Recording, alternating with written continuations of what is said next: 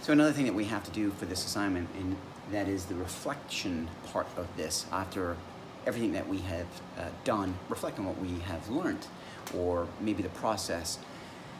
And I can tell you that it was doing the lab method, the way of sealing it, staining it, and then putting the hunter finish on it, I think was probably a little bit more time involved than the process of staining it and then putting the true oil on it. So that was one learning factor there. Anyway, it says summarize the process of sanding, staining, sealing, and applying finish to the stock. Be sure to state what products you used and any specifications such as sandpaper, grit, and ratio of any products you diluted.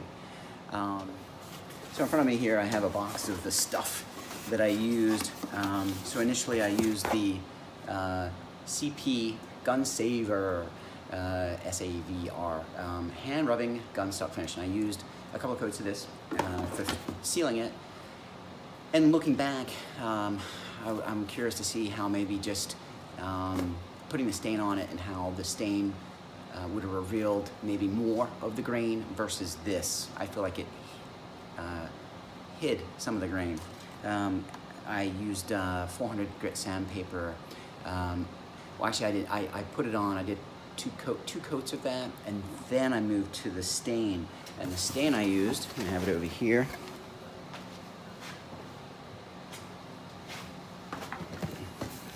Is the Gales Lock company, and it's antique walnut, something close to probably what you guys were going to provide. I did use, I wiped it on. I think I may have done like 4 or 5 coats. I feel like the stain didn't sink in because of the sealer. It was almost like it was on the top of it. After that, I did use the spray, the gun stock finish Hunter Satin. The top is removed per instructions. I put it in mineral spirits. In between the coats, I did use some of this finer scratchy pad just to kind of remove any kind of imperfections in the finish. I did 3 of them. One of the things I did dilute, I used mineral spirits, and that was for the sealer, by the way. That was the only thing that I diluted. So that's the products that I used. Did you find any steps in the process particularly difficult? How did you overcome these challenges? Wow, the challenges. Well, trying to find a space to spray that spray because it wants to go everywhere, and it's actually relatively easy, but there's a lot of overspray. So you have to be careful with that. And then also, it's getting cold now, trying to find an environment that's warm. So I have to spray it and then bring it in and then hang it in my bathroom so that it wouldn't get any contaminants in it. I think that was probably the most difficult thing, and other than the stain, not getting a uniform, to me, a uniform staining. Also, believe it or not, the most frustrating thing for me for this whole thing that I've done is putting it back together. I feel that the 2 bolts with the brass washers that go through the stock and hold the firing mechanism, I had such a hard time to get them to reach and bite and pull in together. I don't know, I measured, everything seemed like it would fit, but maybe just the extra finish on there, maybe that was enough where it was just outside of the ability of the screw to grip and then tighten in. And that takes me into the brass components. It says in here, summarize the process of the brass components. Be sure you state any specifics such as sandpaper, grit, and any other special tools.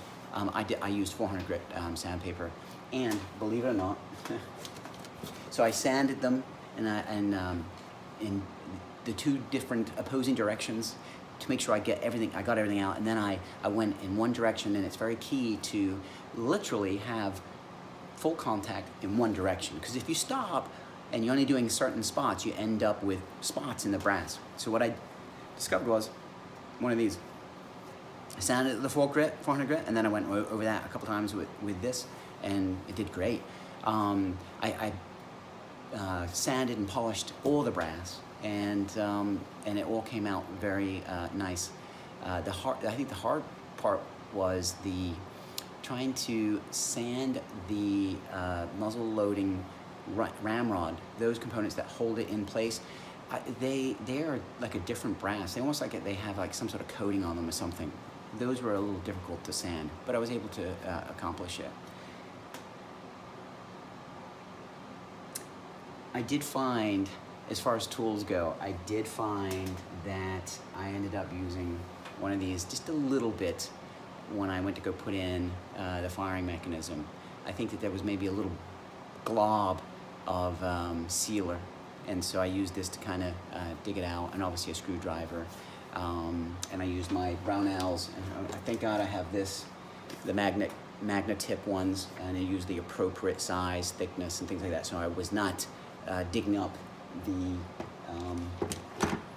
the screws. I did find though the end cap on the brass end cap with two brass screws in it. I put them in, and even though I countersunk them, they were still a little protruding, maybe a little sharp to the touch. So I sanded them, and then I went back around it with this, and it blends. It looks beautiful. So anyway, that's my process of staining. I look forward to next week to, I'm not too sure, I haven't looked forward, but I don't know if it's the crowning. I did purchase some crowning, a crowning tool, and the lapping component, because I'll put a picture in here. I compared my barrel with a Henry's Arms barrel at Walmart, and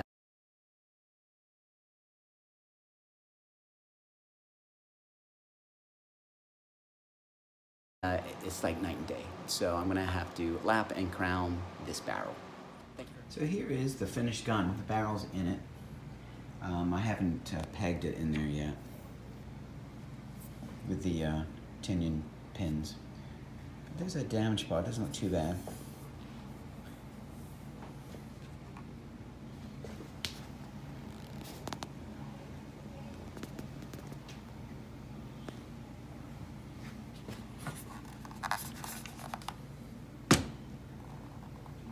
Careful with it. And you can barely see the damage here. I don't know what this spot is.